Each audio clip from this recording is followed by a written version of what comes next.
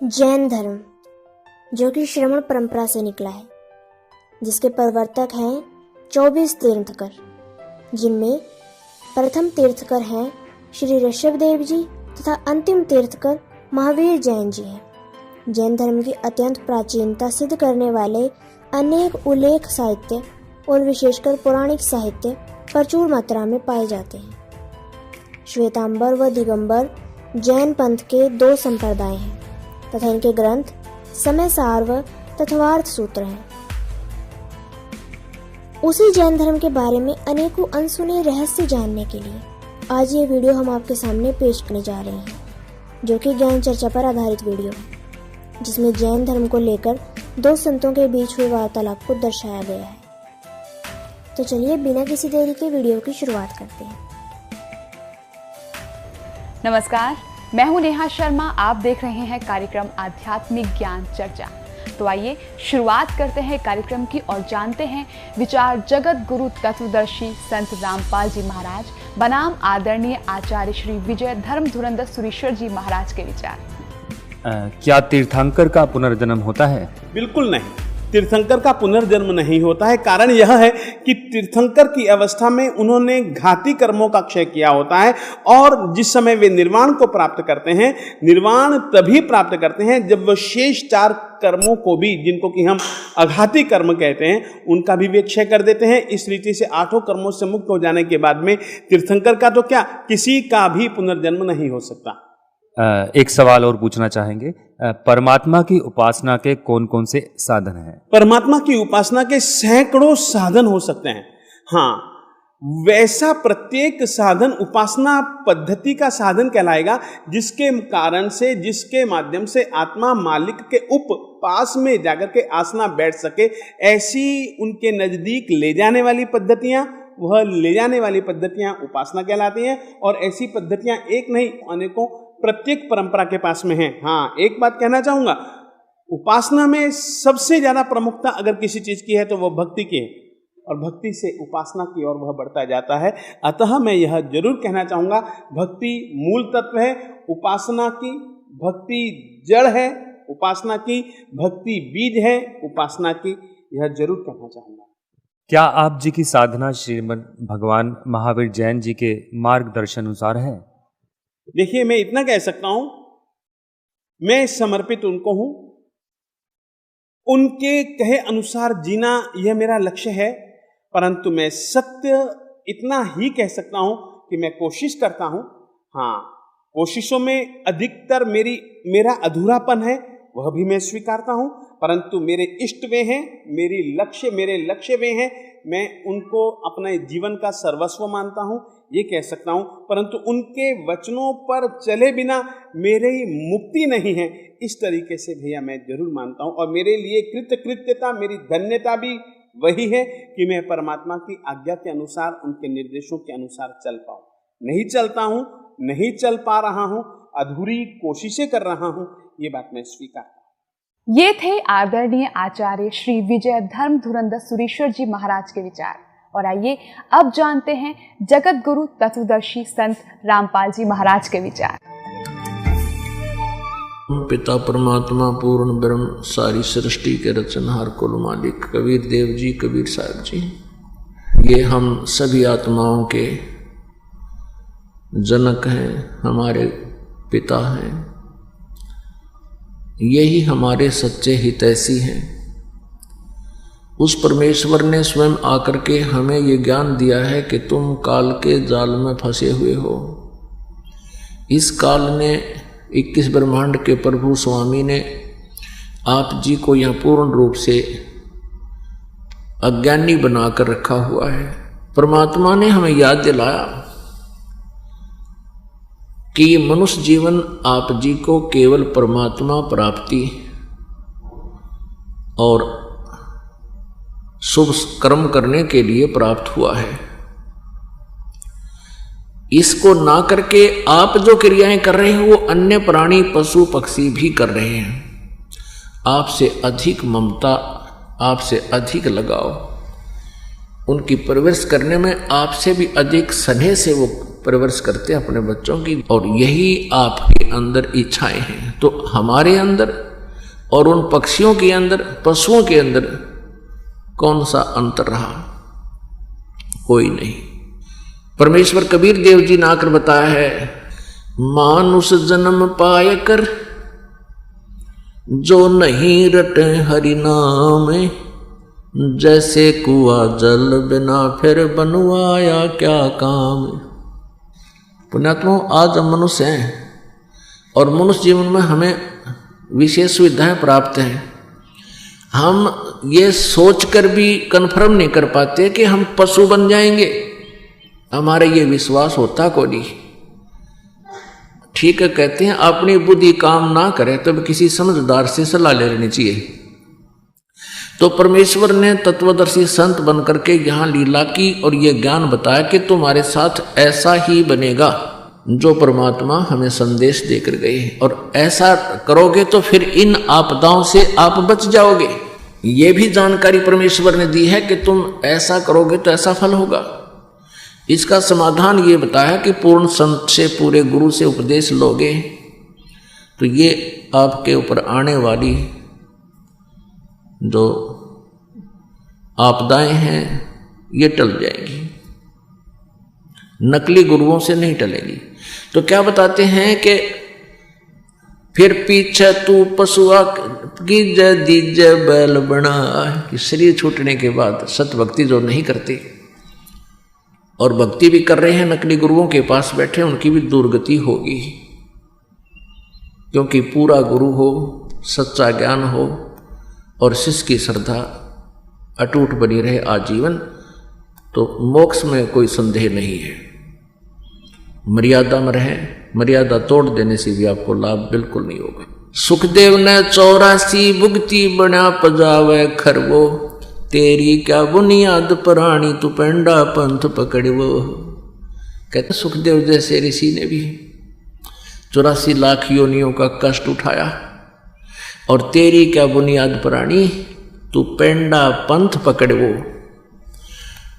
पेंडा यानी वो मार्ग, वो पथ, वो रास्ता, वो सत साधना ग्रहण कर जिससे तेरी ये दुर्गति छूट जावे।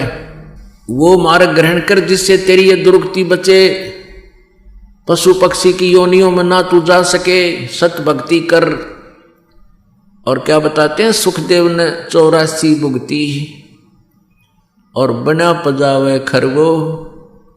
सुखदेव जैसे महर्षि भी 84 लाख योनियों में भटकते रहे।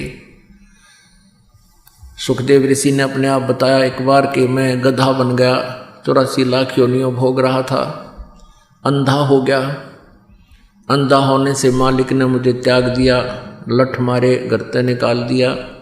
चलता चलता मैं जंगल की तरफ पगडंडी की अटकल सी लगाता हुआ चल पड़ा। आगे एक नाला था, उस नाले में गिरने लगा। मैंने छलांग लगानी चाहिए, मैं बीच फंस गया उसमें, मुंह आगे टेक गया, पीठ पछला हिस्सा पाछे फिट हो गया।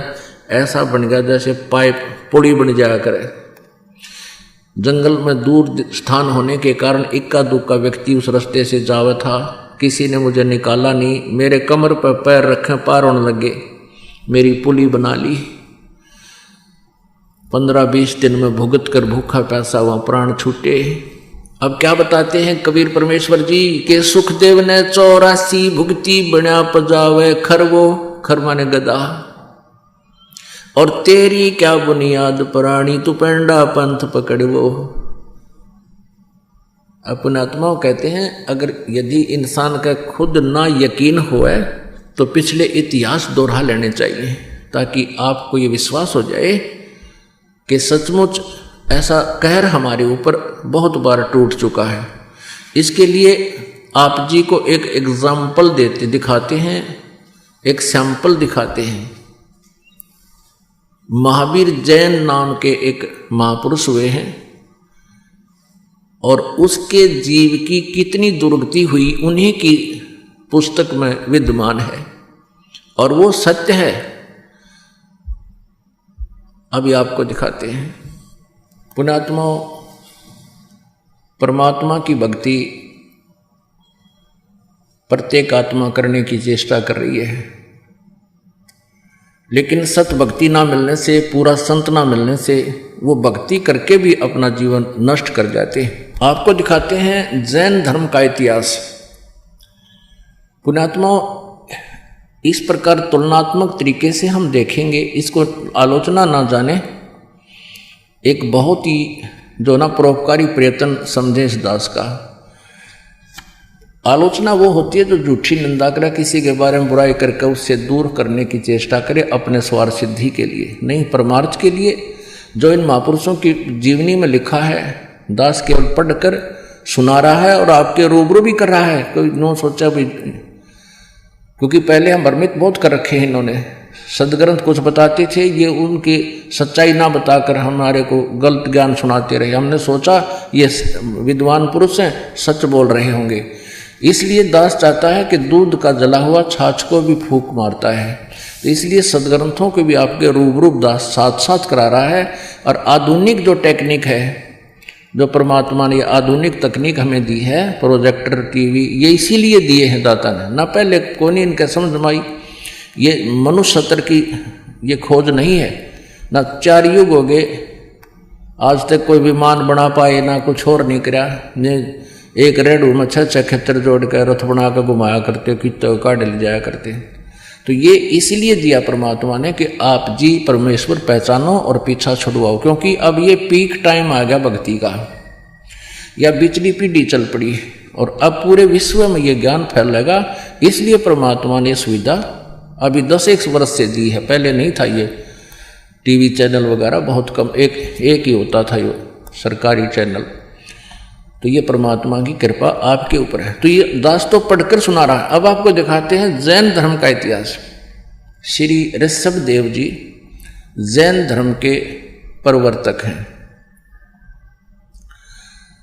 और उन ऋषभ देव जी को पूर्ण परमात्मा मिले थे आकर के, क्योंकि परमात्मा कहते हैं गोता मारूं स्वर्ग में, जा बैठूं पाताल, और कह कबीर ढूंढता फिरूं अपने हीरे माणिक लाल।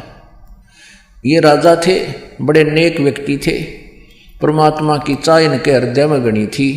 तो परमेश्वर ने जाके इनको ज्ञान दिया कि जो साधना ऋषभदेव आप कर रहे हो ये मोक्ष मार्ग नहीं है।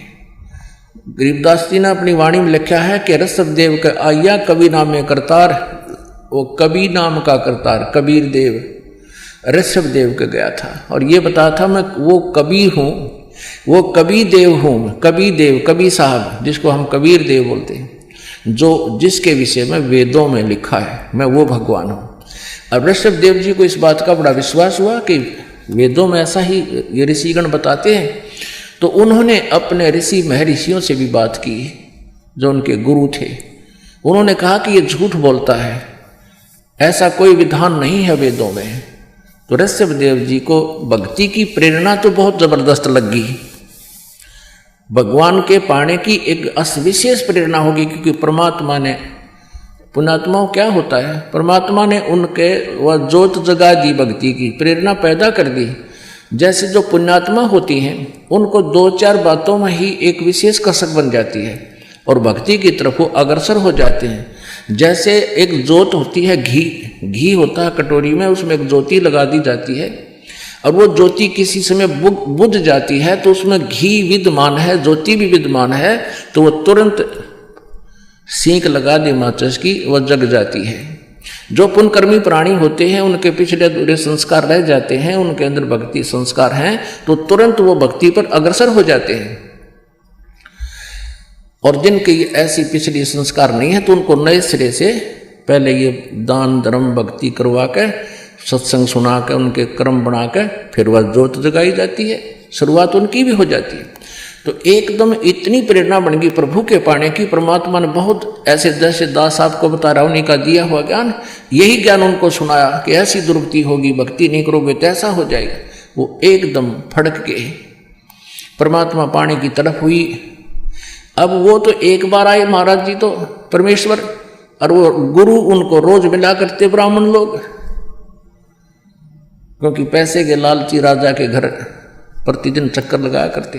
तो परमात्मा के ज्ञान को तो भुलवा दिया, लेकिन फिर भी वो प्यारी आत्मा भक्ति बिना रह नहीं सके, ऐसी तरफ जगा दी परमात्मा ने उनकी। अपने बच्चों को सबको राज्य त्याग दे करके वो परमात्मा प्राप्ति के लिए अपने मनमुखी बनकर, जैसे उन ऋषियों से ज्ञान था, वो ओम नाम का जाप और साथ में हठ योग कर दिया। 1000 वर्ष तक तप किया, 1 वर्ष तक मौन धारण किया। अभी आपको उनकी डिटेल बताते हैं। तो कहने का भाव यह है कि उस समय ऋषभ देव जी के जहां से इन्होंने ये स्टार्ट किया भक्ति, उस समय केवल एक ओम नाम होता था, दूसरे साधना का इन ऋषियों को भी पता नहीं। तो ओम नाम का जाप और साथ में हठ योग, जो इस काल ने ब्रह्मा जी को आकाशवाणी से कहा था जब ये कमल के फूल पर बैठा था, तप करो तप करो। ब्रह्मा जी ने 1000 वर्ष तक तप किया। तो वो काल ब्रह्मा जी ने सोचा कि ये भगवान का आदेश है, लेकिन ये वेदों में प्रमाण नहीं है। वेदों में ज्ञान जो है पूर्ण परमात्मा द्वारा दिया गया है, वो ब्रह्म के अंतःकरण में फीड कर दिया था। ब्रह्म ने समय आने पर उसको बाहर करना पड़ा। उसमें से 5 वेद थे, 4 वेद रख लिए, 1 वेद नष्ट कर दिया जिसमें बहुत डिटेल थी प्रभु की, परमेश्वर की। उस नष्ट किए हुए ज्ञान को परमात्मा बताने के लिए स्वयं आते हैं। तो अब प्रसंग चल रहा है ऋषभ देव जी का। तो ऐसी प्यारी आत्मा ऋषभ देव जी से ये जैन धर्म चला। तो ऋषभ देव जी प्रथम तीर्थंकर और प्रवर्तक जैन धर्म के माने जाते हैं। अब इनकी दास ये बताना चाहता है सत भक्ति ना करने से भक्ति करते हुए भी दुखी रहे प्राणी। ये देखिएगा, जैन संस्कृति कोश, जैन इतिहास, संस्कृति, कला एवं पुरातत्व, ये कहाँ से छपा है? जैन संस्कृति कोश, जैन इतिहास, संस्कृति, कला एवं पुरातत्व, प्रथम खंड। लेखक है प्रोफेसर भागचंद्र जैन भास्कर और सम्मति प्राच्य शोध संस्थान नागपुर, कला एवं धर्म शोध संस्थान वाराणसी। ये पूरा पेज देखो इसका। अब ये प्रकाशक हैं जैन संस्कृति कोश, प्रथम खंड। लेखक है प्रोफेसर भागचंद्र जैन भास्कर, प्रकाशक ये दोनों मिलकर हैं।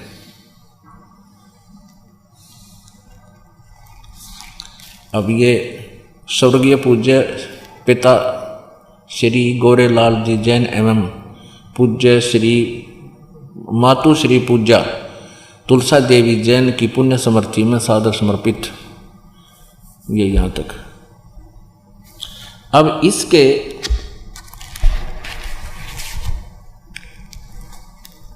ये देखिएगा 175 पृष्ठ पे, ऋषभ देव के पौत्र मारीची, भरत के पुत्र, जो पुराण में वैदिक धर्म के प्रवर्तक माना गया है। ये जो मारीची है, इससे वैदिक धर्म चला था। अब ध्यान से देखना पुण्यात्माओं, आप बहुत इंटेलिजेंट बालक हो, अब कंप्यूटर तक बना लिया आपने, तो ये तो बहुत आसानी से समझ सकते हो। ऋषभ देव के पौत्र यानी पोते मारीची, जो भरत के पुत्र थे और जिसको मारीची को पुराण में वैदिक धर्म का प्रवर्तक माना गया है। यही मारीची जैन परंपरा में आगे चलकर महावीर जैन यानी वर्धमान बना, महावीर जैन हुआ। यही आत्मा मारीची वाली जो ऋषभ देव के पौत्र थे, पोते। अब आगे देखते हैं जैन धर्म का। ये देखो 176 पृष्ठ पे, जैन धर्म का विकास इतिहास। तीर्थंकर ऋषभ देव की जीवन घटनाएं। तीर्थंकर ऋषभ देव अंतिम कुलकर नाभिराज के पुत्र थे। उनकी माता मरु देवी थी। वे इक्ष्वाकु वंशी नाभिराज अयोध्या के एक लोकप्रिय राजा थे। तरुण होने पर नाभिराज ने ऋषभ देव का विवाह सुनंदा और सुमंगला से कर दिया। 2 पत्नियों से विवाह कर दिया। सुनंदा ने तेजस्वी पुत्र बाहुबली और पुत्री सुंदरी को जन्म दिया। 2 संतान हुई। और सुमंगला ने भरत सहित 99 पुत्रों को और ब्राह्मी पुत्री को जन्म दिया। यानी ऋषभदेव के 100 पुत्र 2 बेटियां थी।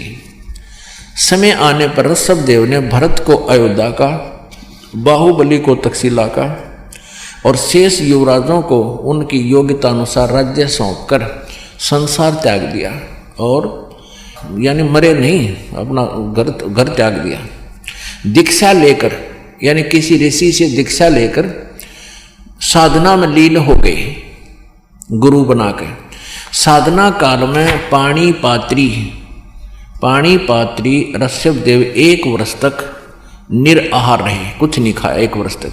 बाद में बाहुबली के पौत्र श्रेयांश कुमार ने इक्षु रस देकर उनकी इस निराहार वृत्ति को तोड़ा। लगातार 1000 वर्ष तक तपस्या करने वाले मुनि ऋषभदेव, फिर 1000 वर्ष तक तपस्या की मुनि ऋषभदेव ने अंत में केवल्य ज्ञान प्राप्त किया। केवल्य 4 मुक्तियां होती हैं, उसमें से केवल्य ज्ञान इनको प्राप्त हुआ। धर्म देशना प्रारंभ की, नाम देना शुरू कर दिया।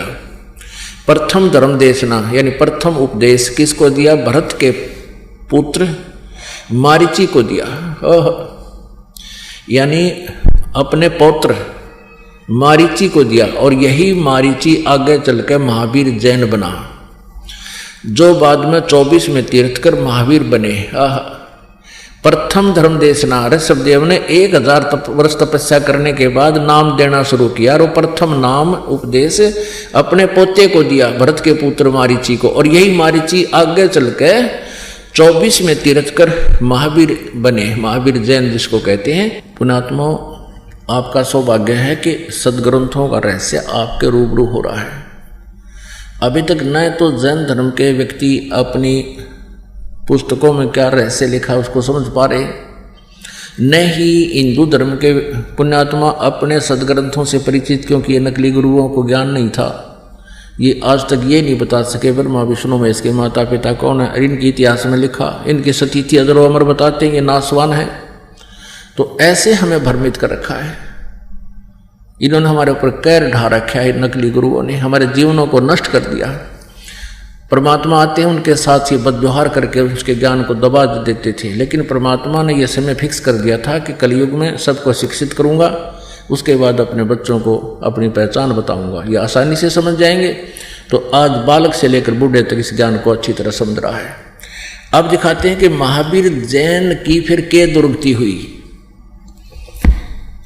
अब ये तो क्लियर हो गया कि मारीची ने उपदेश लिया ऋषभदेव से, जो प्रथम तीर्थंकर था, और वही आत्मा बीच में कितना कष्ट उठाया। आगे वो के बनी महावीर जैन वाला जीव। अब देखिए इन्हीं की पुस्तक में, ये पुस्तक है आओ जैन धर्म को जाने, धर्म मंच प्रश्नोत्तर माला, प्रवीण चंद्र जैन M.A. शास्त्री, ये इसके लेखक हैं। आओ जैन धर्म को जाने, लेखक है प्रवीण चंद्र जैन M.A. शास्त्री, जम्बूद्वीप हस्तिनापुर। प्रकाशक है श्रीमती सुनीता जैन, जम्बूद्वीप हस्तिनापुर, मेरठ उत्तर प्रदेश में। ये कहाँ से छपी है?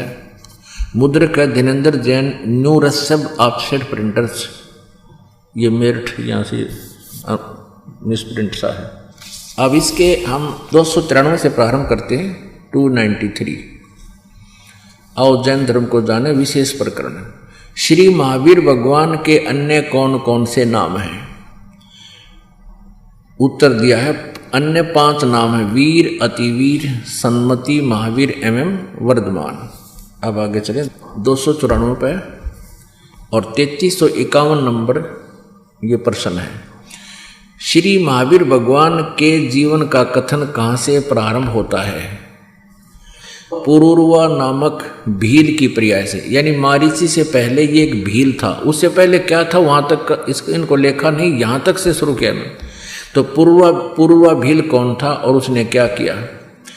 उत्तर, पुष्कलावती देश की पुंडरीकीड़ी नगरी में वह भीलों का राजा था। उसने सागरसेन मुनिराज से मधुमास मधु का त्याग व्रत लिया था जिसे जीवन पर्यंत पालन किया। फिर श्री महावीर भगवान का जीव पुरुरवा भील के शरीर से कहाँ गया? पर्याय से पहले सौधर्म स्वर्ग में 1 सागर की आयु वाला देव हुआ।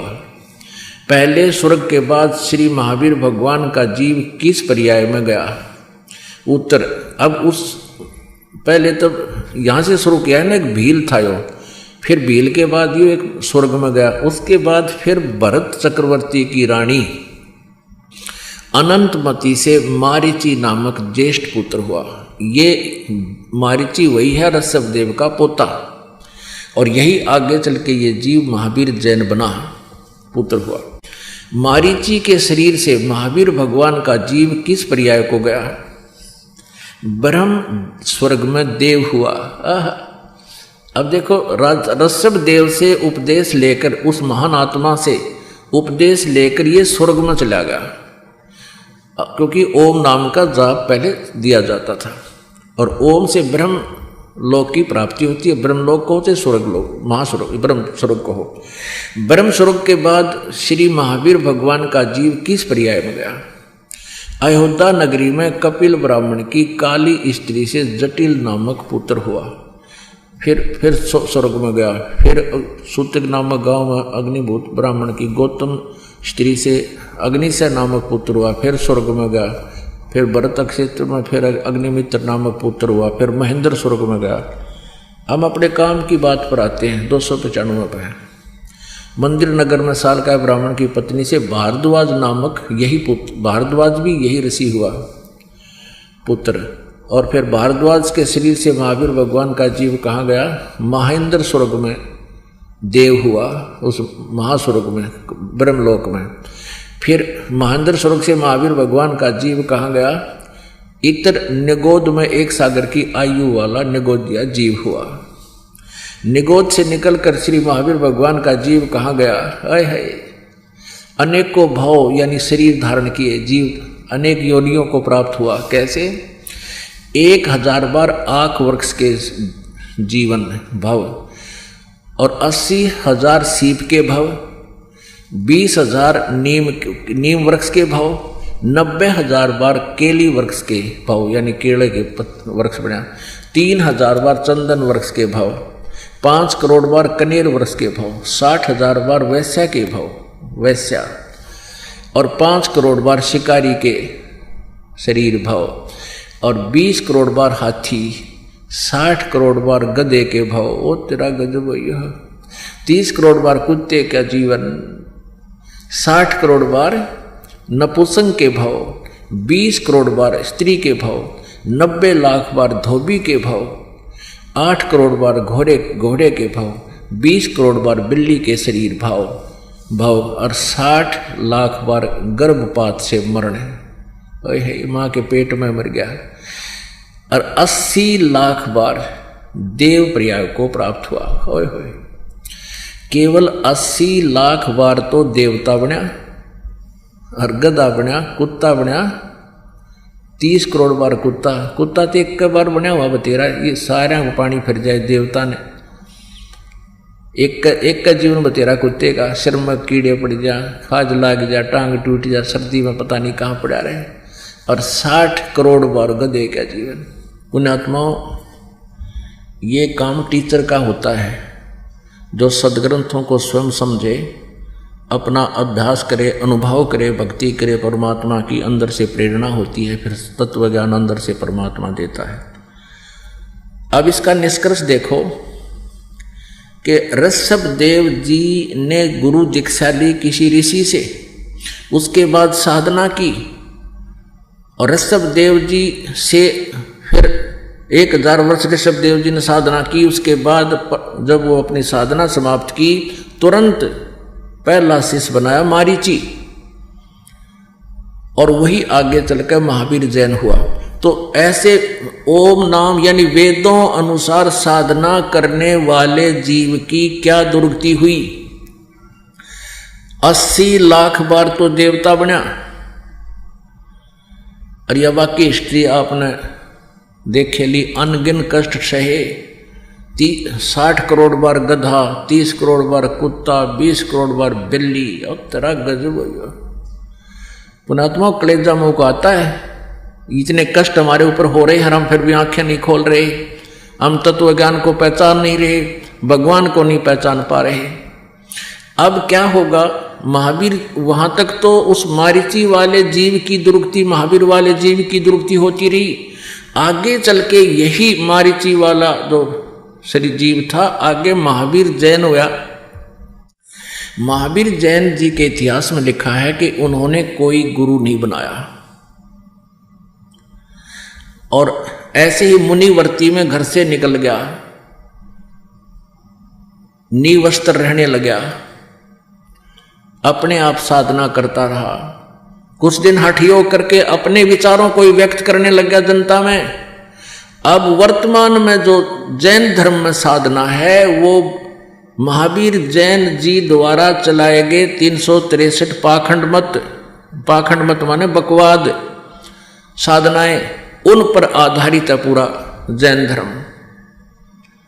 अब उस वेदों अनुसार और गुरु परंपरा से, मर्यादा से गुरु बनाकर साधना करने वाले मारीची की कितनी दुर्गति हुई, एक बार पुनर्रिवाइज कर लो, ना याद रही होगी। ये देखो, ये वही पुस्तक है, आओ जैन धर्म को जाने।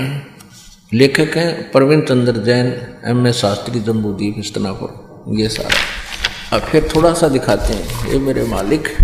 अब ये तो दुर्गति उस प्राणी की है जिसने इस काल के गुरु मर्यादा में रहते हुए साधना की है, मारीची वाले जीव की।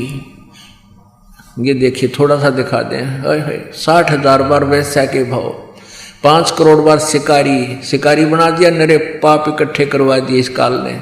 20 करोड़ बार हाथी के भाव, 60 करोड़ बार गधे के भाव, 30 करोड़ बार कुत्ते के भाव, 60 करोड़ बार नपुंसक के भाव, 20 करोड़ बार स्त्री के भाव, 90 लाख बार धोबी, 8 करोड़ बार घोड़ा, 20 करोड़ बार बिल्ली, और 60 लाख बार गर्भपात से मरण, 80 लाख बार देवता हुआ। बस 80 लाख बार तो देवता, बाकी अविरन में टीनरी। ये तो उस प्राणी की है जो विधिवत काल के गुरु परंपरा में रहकर साधना कर रहा था। और अब ये उसके बाद ये नरक में भी गया, मारीची वाला जो फिर प्रथम नरक में गया। और फिर ये महावीर जैन हुआ। 24 में तीर्थंकर श्री महावीर भगवान हुए। महावीर भगवान हुआ फिर यूं। श्री महावीर भगवान के जीव ने कितने पाखंड मत चलाए? 363 पाखंड मत चलाए। अपने आत्माओं, ये एक निर्णायक मोड़ पर आ गया है ज्ञान, भगवान का तत्व ज्ञान है ये। अब महावीर जैन की के दुर्गति हुई होगी, उसका तो वर्णन नहीं कर सकते, क्योंकि उसने तो कोई गुरु बनाया ना। और ये पाखंड मत माने शास्त्र विधि को त्याग कर मनमाने आचरण ये चला दिए, जिसको वर्तमान में जैन धर्म के सभी अनुयायी उसी से आके अपनी साधनाएं कर रहे हैं। तो इनका क्या हाल होगा ये कहने की जरूरत को नहीं, ये तो समझने की आवश्यकता है। अब ऋषभ देव जी की क्या दुर्गति हुई ये आपको दिखाते हैं। ये देखिएगा, श्रीमद् भगवत सुधा सागर, गीता प्रेस गोरखपुर से प्रकाशित है। भगवान वेद व्यास कृत श्रीमद् भगवत 12 स्कंदों की सरल हिंदी व्याख्या श्लोकांक सहित सुख सागर, गीता प्रेस गोरखपुर से प्रकाशित है। प्रकाशक एवं मुद्रक हैं गीता प्रेस गोरखपुर, गोविंद भवन कार्यालय कोलकाता का संस्थान। ये इनके फैक्स फोन नंबर है। ये देखिएगा 281 पृष्ठ पे, यहाँ 280 पे। इससे भगवान ऋषभ देव यद्यपि इंद्रादि सभी लोकपालों के भूषण रूप से थे, तो भी जड़ पुरुषों की भांति अवधूतों के से विविध वेश, भाषा और आचरण से अपने ईश्वरीय प्रभाव को छिपाए रहते थे। अंत में उन्होंने योगियों को देह त्याग की विधि सीखने के लिए अपना शरीर छोड़ना चाहा। वे अपने अंतःकरण में अभेद रूप से सचित परमात्मा को अभिन्न रूप से देखते हुए वासनाओं की वृत्ति से छूटकर लिंग देह के अभिमान से भी मुक्त होकर उपराम हो गई। इस प्रकार लिंग देह के अभिमान से मुक्त भगवान ऋषभदेव जी का शरीर योग माया की वासना से केवल अभिमान भास के आश्रय से ही पृथ्वी तल पर विचरता रहा। वह दैववश कोंक वेंक और दक्षिण आदि कुटक कर्नाटक के देश में गया और मुख में पत्थर का टुकड़ा डाले। ऋषभदेव जी ने मुंह में पत्थर का टुकड़ा डाल रखा था और बाल बिखेरे उन्मत्त के समान दिगंबर रूप से यानी कति नंगे कुटका चल के वन में घूमने लगा। इसी समय झंझावात के जंकोरे हुए बांस के घर्षण से प्रबल दावा अग्नि धधक उठी, यानी जंगल में आग लगी और उसने सारे वन को अपनी लाल लाल लपटों में लेकर वृषभदेव जी के सहित भस्म कर दिया। उड़ा जल का मर गया ऋषभदेव जी दावा नल में। वन में आग लगी, ये वहां पत्थर मुंह में लेकर नंगा घूम रहा था। बताइए कोई एक भगत के लक्षण है? आप खुद विचार करिए पुण्यात्माओं। अब ये हालत ऋषभदेव की जब हुई, उस समय हुई ये, यानी काल की मर्यादा वत साधना कर रहा था।